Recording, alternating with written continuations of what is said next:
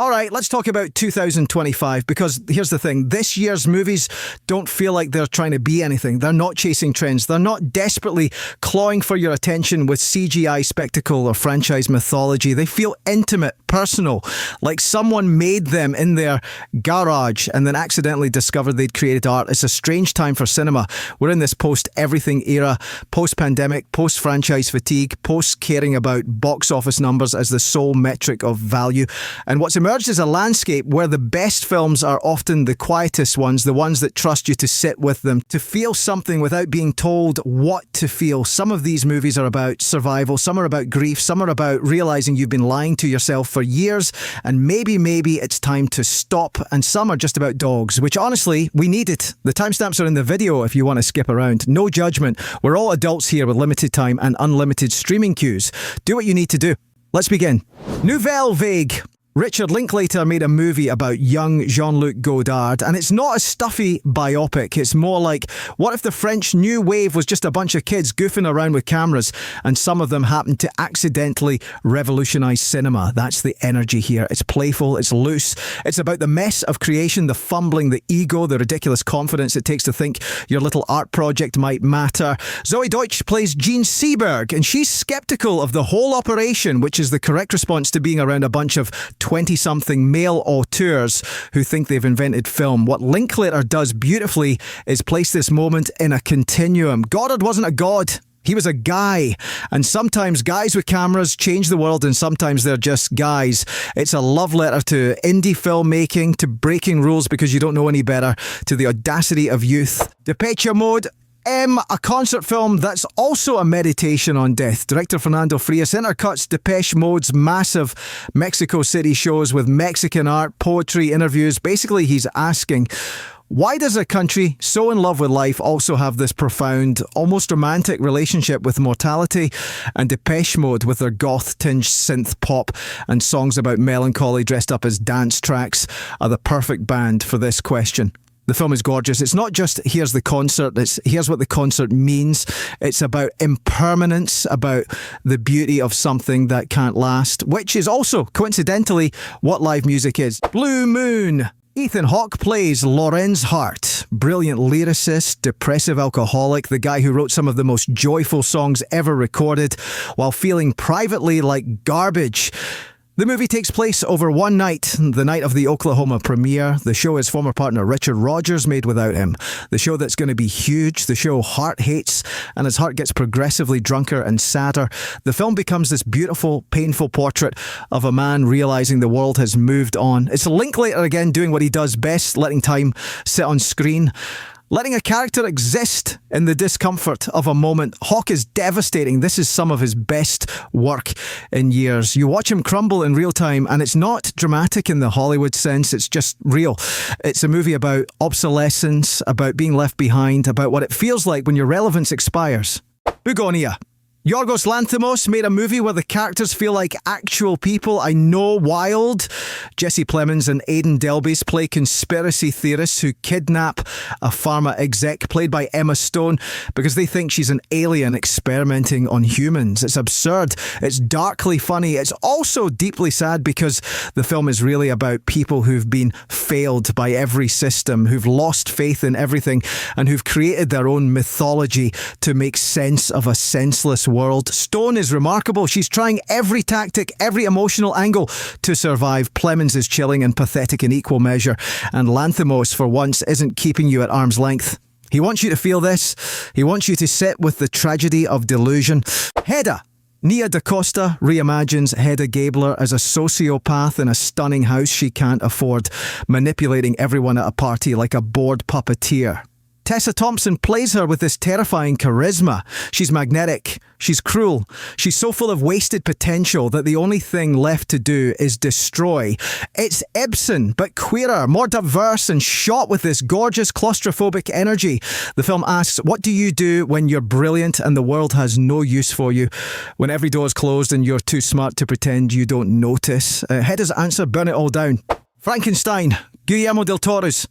Frankenstein is every bit the gothic feast you'd expect. It's drenched in shadows, blood, severed limbs, buckets of atmosphere. For the first half, it's almost too much. a gorgeous construction that feels soulless, like the monster itself. And then Jacob Elordi wakes up, and suddenly the movie has a heartbeat. Elordi makes the creature's awakening feel new. Curious, hurt, there's this light in his eyes, the dawning of consciousness, and it's heartbreaking. The film becomes about what it means to be made but not wanted, to exist without permission. It's a story we've seen 100 times, but Del Toro and Elordi make it feel urgent again. I also reviewed this movie on my channel. You can check it out if you're interested. I left the card above. The Mastermind. Kelly Reichardt made an anti-heist movie. Josh O'Connor plays a guy who decides to steal some paintings from a local museum, and he is deeply unprepared for how badly this is going to go. The film has this autumnal 1970s vibe. Lots of jazz, lots of silence, lots of people realising too late that they've made a terrible mistake. There's a scene where Gabby Hoffman eviscerates O'Connor's character, and it's the moment you realise this man has been coasting on charm his entire life, and the charm just ran out. Reichardt is a master of the mundane. She makes small failures feel devastating. It Was Just an Accident. Jafar Panahi's Palme d'Or winner is about a group of former political prisoners who think they've captured their torturer, think they're not sure, and that uncertainty is the entire film. Do they take revenge on someone who might be innocent? Do they let him go and risk letting their abuser walk free? It's a film about collective trauma, about memory, about the alienation that comes from needing justice but having no clear path to it. Panahi knows how to make a thriller and a moral quandary. The suspense is real, the stakes are existential, and somehow it's also darkly funny. A House of Dynamite. Catherine Bigelow made a missile thriller. One missile launched at the US. Nobody knows where it's from. The clock is ticking. It's absurdly tense. Multiple arenas, dozens of characters, all trying to answer 3 questions. Can we stop it? Who fired it? How do we respond? Bigelow loves competent professionals. She also knows they're going to fail. The film is about systems, about how even when everything works perfectly, it still might not be enough. If I had legs, I'd kick you. Rose Byrne plays a therapist and mother spiralling under the weight of caring for a sick child with zero support. The film is brutal. It's anxious, abrasive, relentlessly uncomfortable. You don't see the daughter's face until the very end, which makes her both hyper-present and absent, an idea of a child rather than a person. It's a movie about invisible labour, about the grinding, thankless work of caregiving. Byrne is extraordinary. Every line reading is raw. She's falling apart in real time, and you can't look away. Orwell, 2 + 2 = 5. Rattle Peck made a biodoc about George Orwell. That's really about now. He weaves Orwell's writing with archival footage, news clips and adaptations of his work. The result is a film about totalitarianism that feels both historical and terrifyingly current. It's about how fascism creeps in, how language gets weaponized, how truth becomes optional, and it's a reminder that Orwell saw this coming. He told us, we just didn't listen. Urchin, Harris Dickinson's directorial debut, follows a young man trying to rebuild his life after being arrested for mugging someone to buy drugs. Frank Delane plays Mike with this heartbreaking mix of savvy and childishness. Every bit of progress feels fragile, every setback feels inevitable. Dickinson doesn't turn Mike into a martyr. He's flawed, he's impulsive, but he's trying. The film is about the holes in the safety net, about how hard it is to change when the world keeps pushing you back. One battle after another. Paul Thomas Anderson made another masterpiece. I don't want to say much, but I will say this. He turned American Girl by Tom Petty into one of the most devastating needle drops in recent memory. If you know, you know. If you don't, go watch it. I actually like these kinds of niche movies. You can watch my video about how much this movie cost Warner Brothers. The Lost Bus. Paul Greengrass made a wildfire thriller about a school bus driver, played by Matthew McConaughey, who has to drive a bus full of kids through actual hellfire during the 2018 Camp Fire. It's speed meets the apocalypse. McConaughey is perfect as the good old boy who's already having the worst day of his life before the fire even starts. America Ferrera is the teacher holding it together for the kids while internally screaming. Greengrass piles catastrophe on catastrophe. The suspense is nerve-wracking. The fire is relentless. It's a disaster movie that feels earned. Megadoc. Mike Figgis documented the making of Megalopolis, and it's fascinating. Watching Francis Ford Coppola wrestle with chaos, fire crew members clash with Shia LaBeouf, and chase a vision that may or may not be insane. It's everything a making of should be. There's footage from earlier attempts to make Megalopolis with completely different casts. De Niro, Uma Thurman, Ryan Gosling. It's a testament to obsession, to the madness of creation. The Long Walk. Francis Lawrence adapted this early Stephen King novel, and it's basically The Hunger Games for dudes. Complimentary, 50 young men walk until they die. Last one standing wins. That's it. But what makes it work isn't the brutality, it's the relationships, the friendships that form, the conversations. Cooper Hoffman and David Johnson anchor the film with this quiet, devastating bond. It's a war movie where the war's just walking and talking and slowly realising you're not going to make it. Sunfish and Other Stories on Green Lake. Sierra Falconer's debut is a daydream, 4 delicate, interwoven stories around Green Lake. A girl learning to sail, a violin prodigy bleeding from practice, a waitress helping a dying man catch a monster catfish, 2 sisters preparing for a Hollywood screenwriter's arrival. The stories don't climax, they don't resolve, they just are, and that's their power. They feel like memories, fragmented, half-formed, but real. The Baltimorons, Jay Duplass, made a gentle, warm-hearted comedy about a sober comedian who chips his tooth on Christmas Eve and has to find an open dentist. It's awkward, it's sweet, it's deeply human. The film captures Baltimore beautifully. Every corner feels lived in, real. It's about loneliness, about connection, about the weird, improbable friendships that save us. Preparation for the next life. Bing Liu's narrative debut is a love story between a Uyghur migrant, played by Sebia Betiar, and a veteran with PTSD, played by Fred Hetchinger. It's exquisite, subdued, tender. The film shows their romance blossoming in coloured nightclub lights and basement rentals, but it also shows the limits of that romance, their different statuses in the country, one undocumented, one not, eventually overshadows everything. It's about life at the margins, about what can and can't be built there. Twinless.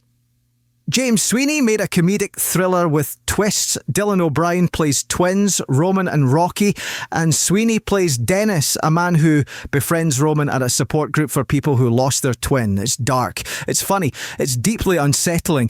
O'Brien makes Roman sympathetic, a straightforward guy, aware of his own limitations, mourning a brother who was everything he wasn't. But Sweeney is the standout. Dennis is sad, strange and alarming. You'll remember him long after the credits roll.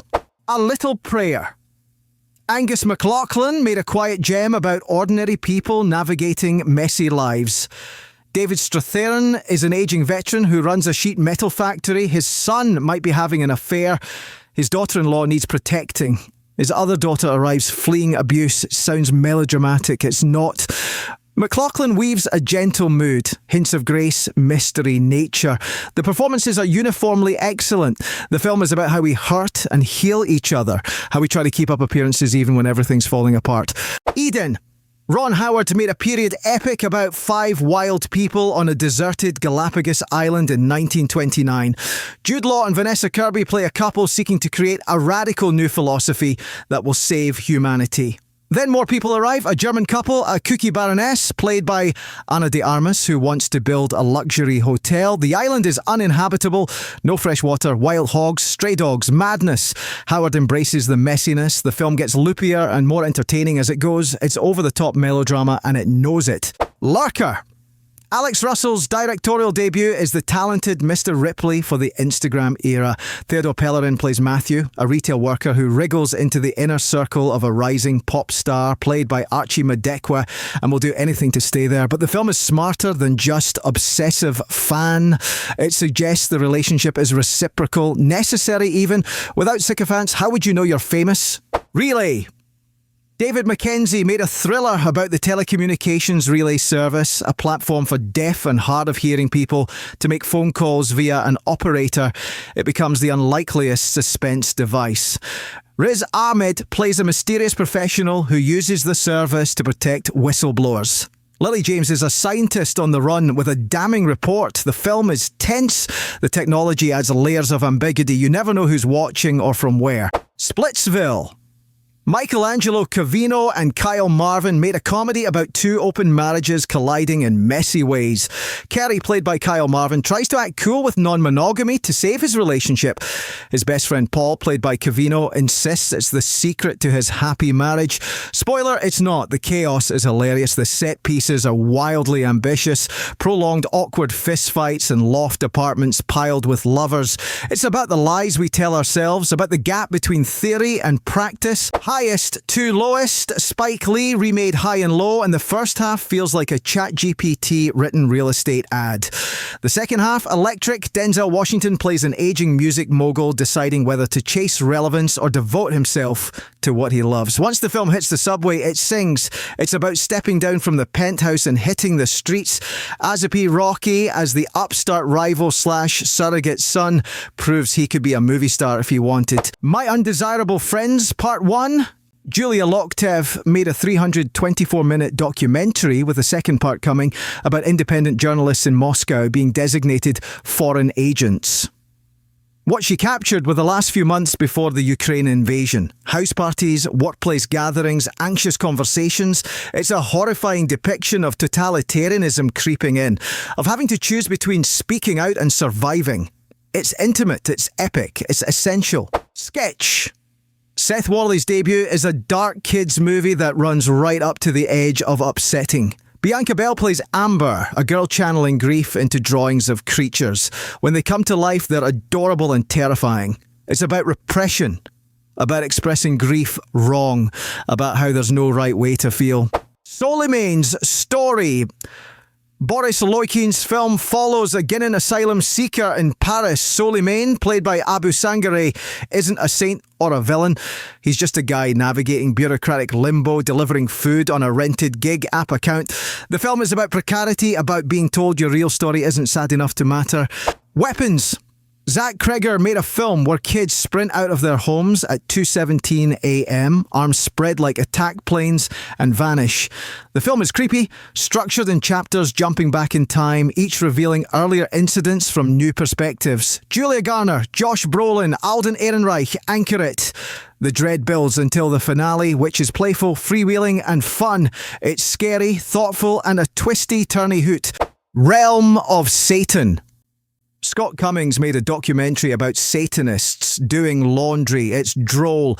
Death metal makeup and fetish suits combined with mundane domesticity. But running through it is a question. What does it mean to be ordinary? There's humour, theatricality, and a trace of magic injected back into scenes of normalisation. The Naked Gun, Liam Neeson plays Frank Drebin Jr. in this reboot, and it's hilarious. Directed by Akiva Schaffer, co-produced by Seth MacFarlane, it has the same see what sticks energy as the originals. It's crude, stupid, brilliant, weird, obvious, and fall out of your seat funny. It deserves to be seen with the biggest audience possible. She Rides Shotgun. Nick Rowland adapted Jordan Harper's novel into a tense crime thriller. Taron Egerton is a haunted ex-con. Anna Sophia Hager is his daughter. They're fleeing cops and white supremacist meth dealers. The film is violent, intimate, and constantly agitated. Father and daughter start as ghosts on the edges of each other's frames. As their bond grows, they share the frame, but it's no happy ending. They're each the other's fading memory. Folktales. Heidi Ewing and Rachel Grady made a documentary about Norwegian folk high schools. Three teenagers feeling adrift learn to care for huskies and navigate Arctic wilderness. It's about slowing down, logging off, trusting yourself. The landscape is stunning. The huskies are charismatic. The message is simple. Listen to the world. Cloud. Kiyoshi Kurosawa made a thriller about a guy, played by Masaki Suda, who buys and sells useless crap online. He's a modern gunslinger, a soldier of fortune in the gig economy. The film is somber, tense, then wild. Kurosawa films psychological torment with gravity and physical violence with detachment. The absurdity matches our reality. Drowning Dry. Lawrence Baresha made a family drama folded around a tragedy. Two sisters, their families, a shared summer house, a scare at the lake, then a leap forward to recovery. It's about hindsight, about how trauma feels inevitable in retrospect, about the non-linear process of moving on. Apocalypse in the Tropics. Petra Costa made a documentary about evangelical Christianity's rise in Brazil. She follows Silas Malafaia, a popular right-wing pastor who's courted politicians and broken with secularism. The film is a personal lament, an overview of a complex phenomenon, and a political thriller. The terror and tragedy are matched by the beauty of Costa's filmmaking. Superman. James Gunn made a Superman movie that feels like a miracle. It's earnest, it's idealistic, it's brightly coloured and full of ideas. It premiered into an era where the powers that be have gone full comic book villain, which makes the film resonate not by grafting itself onto real events, but by meeting the world where it stands. Formula One, the movie. Joseph Kosinski made a Formula One movie that's a total sensory immersion. Brad Pitt and Damson Idris play teammates/rivals. One a rookie, one a broken man with a past. The production is insane. Kosinski captures every angle. You're in the car. It's about the relationship between humans and technology, about the terror and beauty of a world that doesn't need us anymore. Familiar touch. Sarah Friedland's debut follows Ruth, played by Kathleen Chalfont, a woman with dementia moving into a retirement home. The film treats her journey not as a loss, but as another stage of life. It's generous. It's about acceptance, about the past being closer than ever. How to Train Your Dragon. Dean DeBlois remade the animated classic in live action, and it works. The story's the same. A Viking boy, played by Mason Thames, befriends a dragon instead of killing it. But with real locations and actors, it gains weight, resonance, grandeur. There's value in the real, even in a fantasy about magic dragons. The Life of Chuck. Mike Flanagan adapted a Stephen King story, and it's not horror. It starts as a disaster movie, then becomes a story about one man's life, played by Tom Hiddleston. The film moves backward through Chuck's life. It's about appreciating life while presenting a slippery idea of what life is. Get on its wavelength, and it might break you. Meeting with Pol Pot. Rithipan fictionalised a 1978 journalist's visit to Cambodia under the Khmer Rouge. One journalist is a socialist academic excited to see his ideals succeed. The film is about disillusionment, about the world ceasing to cohere with our vision of it. Ballerina. The first half of this John Wick spin-off is rote. The second half, starting with the grenade fight, is bliss. The flamethrower fight is absurdly over the top and unexpectedly beautiful. The Ballad of Suzanne, Césaire. Madeline Hunt Ehrlich's film isn't a biopic, it's a work of reclamation. Zita Hanroth plays Suzanne Césaire, the anti-colonialist writer who destroyed most of her work. The film is about self-erasure, about what it means to not want to be remembered. Pavements. Alex Ross Perry's documentary is about the idea of pavement as much as the band. It includes a fake biopic, a jukebox musical, and a museum. The point?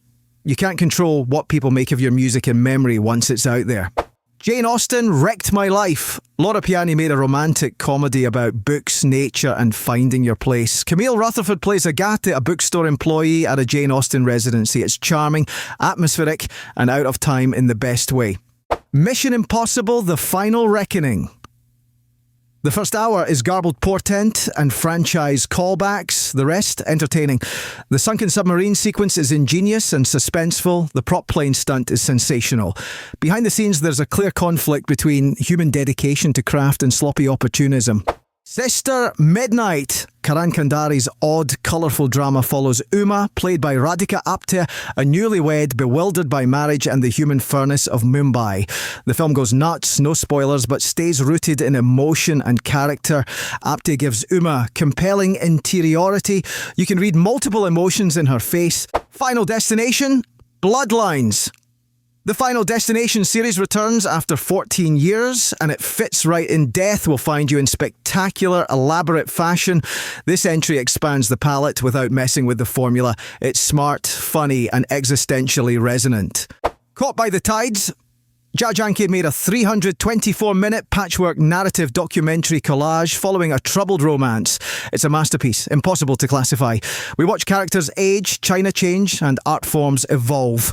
The result is a fragmented familiarity, a seemingly endless tapestry of life. Friendship. Tim Robinson's first lead role. Paul Rudd as a weatherman who platonically sweeps Robinson's character off his feet. It's hilarious. Digressions become highlights. It's about male friendship gone wrong. Thunderbolts, a Marvel movie in 2025 that recaptures the spark, the joke. They're all C-listers. The strength, an exceptional cast. It's fun. It has character solidity. It works. April. Dea Kulumbegashvili's film follows Nina, played by Iya Sukitashvili, an obstetrician who quietly provides abortions in conservative Georgia. It's about womanhood, motherhood, and the indifference of nature. Nina is one of the year's great characters, a sin-eater absorbing her community's darkness. Sinners. Ryan Coogler made a 1932 set horror epic with deep reverence for the Black South. Twin brothers, played by Michael B. Jordan, return home to open a juke joint. Then an Irish vampire, played by Jack O'Connell, arrives. The film succeeds as a celebration of the Black South, but fails as visceral horror. Still, it's rapturous, bold, ambitious, and brimming with care. Invention. Courtney Stevens and Callie Hernandez made a hybrid work about grief. Hernandez plays a fictional version of herself mourning her father, played by her actual dad in archive footage. It's about the mysterious nature of grief, about getting close to a difficult parent posthumously. The Ugly Stepsister. Emily Blichfeldt made a body horror Cinderella. Elvira, played by Leah Meeran, undergoes brutal procedures to attract a prince. The film gives us every gnarly consequence, but we also feel the sadness. We're all ugly stepsisters at heart. 1-to-1, John and Yoko. Kevin McDonald made a documentary using footage from John Lennon and Yoko Ono's 1972 Madison Square Garden shows. It's not a standard concert movie. McDonald intercuts news, interviews, phone calls, giving us a whirlwind through what these artists saw and experienced. Warfare. Alex Garland and Ray Mendoza made an anti-war movie following Navy SEALs pinned down in a house in Ramadi. Character development is minimal, dialogue is jargon, injuries are stomach-turning. The filmmakers achieve genuine authenticity in depicting combat. Gazer! Ryan J. Sloan and Ariella Mastroianni made an angular thriller about Frankie, played by Mastroianni, a single mother with a degenerative brain disorder that makes it hard to track time. She performs a sketchy errand, becomes entangled in a conspiracy and has to battle her own unreliable perceptions. The real star is North Jersey, which has never looked so bleak or atmospheric. Grand Tour. Miguel Gomez made an epic poem told through multiple voices. Two lovers journey separately through East and Southeast Asia in the early 20th century. Gomes mixes stage scenes with documentary footage. It's narrated in the languages of the cultures they move through. Burmese, Thai, Vietnamese. A wandering collective dream. The film inspires us to look closer at our real world and how we live in it. The Friend. Scott McGeehee and David Siegel adapted Sigrid Nunes' novel about Iris, played by Naomi Watts, a writer and teacher who inherits a Great Dane named Apollo after her mentor's death. The film doesn't anthropomorphise Apollo. It doesn't enter his mind. What it does do is go deep on what it means to care for something. By the end, we understand this isn't about people and animals. It's about the unknowability of all souls. A working man. Jason Statham is a lone angel of the apocalypse making his way up the chain of human traffickers. Director David Ayer uses fairy tale iconography. The whole film feels like an alternate universe. Statham's stoic bruiser cuts through it viscerally. It's about the exaltation of ass-kicking and we feel every arm snap, neck stab, headshot. On becoming a Guinea fowl, Rungano Nyoni's film follows Shula, played by Susan Chardy, who finds her uncle's body and then helps organise his funeral. Over the next few days, she and her cousins navigate a traditional grieving ritual that's hierarchical and surreal. The comedy transforms into horror as we learn about Shula's family. The film is about how cruelty and injustice become codified. In the Lost Lands, Paul Anderson made a post-apocalyptic medieval fantasy with cowboys, witches, werewolves, and giant skeleton monsters. Each shot looks like a page from a cursed fairy tale tome. Anderson loves visceral action, but the picture book precision tempers the cruelty. It's a world easy to lose yourself in. Last Breath. Alex Parkinson recreated a 2012 incident where a deep sea diver was stranded on the seafloor without oxygen. Parkinson shows us the systems beforehand, so when they break down, we immediately grasp the gravity. After that, it's Heart Attack City. It feels like a great throwback thriller. Bridget Jones, Mad About the Boy. The fourth Bridget Jones movie is good, which no one expected. Renée Zellweger returns for a meditation on grief, middle age, and searching for meaning after losing someone you love. But what really works is Bridget's friendship with Daniel Cleaver, played by Hugh Grant, who's aged into a tragic but irrepressible roue. Having history together has its own value. Parthenope. Paolo Sorrentino made a movie about beauty itself as it's reflected, projected, embodied, perceived. Parthenope, played by Celeste Dalla Porta, is named for a mythical siren. Over the course of her life, she encounters lovers, admirers, a drunk John Cheever, played by Gary Oldman. She becomes an avatar of youth and possibility and the opposite of those things. The film reminds us, in our memories, we were all beautiful once. Companion. Drew Hancock's horror comedy unveils its premise early. Iris, played by Sophie Thatcher, believes she's a devoted girlfriend, but she's actually a robot. Josh, played by Jack Quaid, rents for company and sex. The pleasure comes from how the twists are handled. As the film goes in increasingly brutal directions, its construction becomes its own reward. Presence. Steven Soderbergh made a haunted house movie from the ghost's point of view. The camera drifts, hovers, races, usually in single takes. The unseen figure of the ghost becomes an expression of the filmmaker's power. The idea of manipulation, of exerting unseen power, becomes a key plot point. It's an art film that also works as spellbinding horror. It might be the best thing Soderbergh's done in ages. Grand Theft Hamlet. Sam Crane and Mark Oosterveen attempted a production of Hamlet staged entirely within Grand Theft Auto Online. The doc is about the internet, about genuine connection and human ingenuity, yielding wonderful things within corporate confines. Crane and Oosterveen become poignant figures as digital avatars, contemplating existence while hoping not to get mowed down by gunfire. One of them days. Keke Palmer and Ezie star in this rollicking buddy movie about two friends scrambling to get rent money after it's lost to a scrub boyfriend. It's a throwback to an era where studios made comedies and trusted their stars. Palmer is effervescent, the adventures are hilarious, but underneath is an acknowledgement of how exhausting economic precarity can be. Den of Thieves 2 Pantera. If the first Den of Thieves was a meathead heat, this is a meathead Miami Vice, wild, drunken, emotional energy. No story logic, just Gerard Butler, begrimed, manly, broken, plunging into a chaotic European robbery. Every Little Thing. Sally Aitken made a documentary about hummingbirds in Los Angeles and the woman who rescues them. Terry Messia runs a rehab operation. The process requires patience and precision.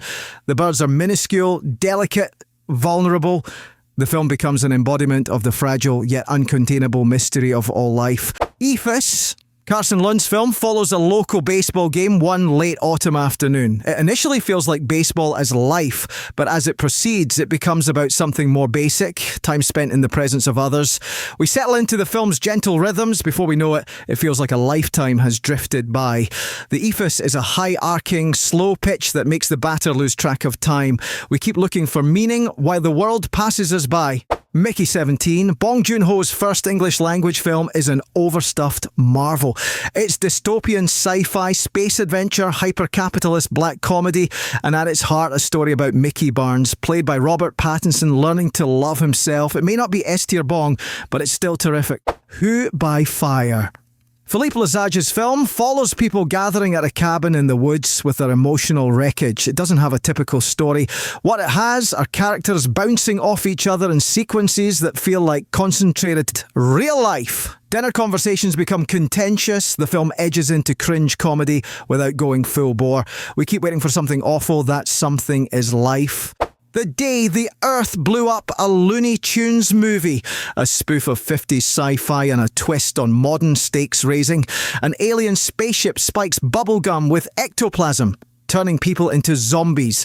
Only Daffy Duck and Porky Pig can save humanity. The hand-drawn antics are beautiful. When Daffy's face blows up, it's like reuniting with an old friend.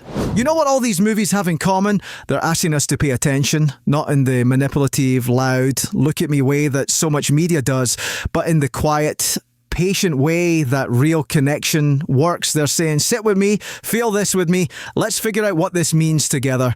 And maybe that's why we look to movies at all. Not for answers, not for escape exactly, but for company, for the reassurance that someone else out there is wrestling with the same questions, the same fears, the same stubborn hope that things might get better. Collective storytelling matters because it reminds us we're not alone. It takes the noise in our heads, the grief, the confusion, the absurd comedy of just existing and turns it into something we can hold, examine, share. These films are how we understand the year we're living in. They're how we process what's happening to us, around us, through us. And sometimes, just sometimes, they help us see a way forward. So that's 2025 so far. I still don't have a Lamborghini. I probably never will. But I do have a growing list of films that made me think, made me feel, made me remember why I fell in love with movies in the first place. And I have you watching this, hopefully still awake. If you made it this far, thank you. Seriously, subscribe if you haven't. Leave a comment. Tell me which films you loved, which ones wrecked you, which ones you think I got completely wrong. I'll be here still thinking too hard about movies, still working 45 hours a week in an office, still wishing for a Lamborghini, still settling for a Toyota. But hey, at least the Toyota gets me to the theatre. See you next time.